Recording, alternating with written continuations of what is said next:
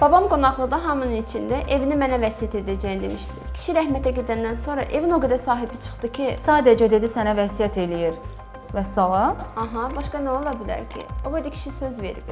Bax elə problem də budur. Sadəcə sözdə yox, vəsiyyət notarial qaydada təsdiq edilməlidir. Qanunvericilikdə vərəsəliyin iki forması var.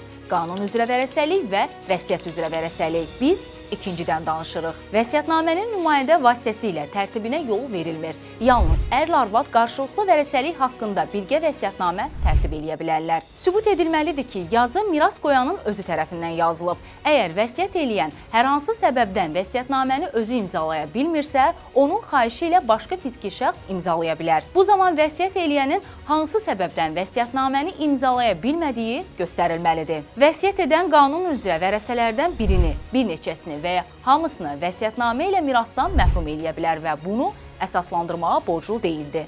Amma məcburi pay hüququ da aktualdır. Vəsiyyət edənin uşaqlarının, valideynlərinin və həyat yoldaşının vəsiyyətnamənin məzmunundan asılı olmayaraq mirasda məcburi payı var.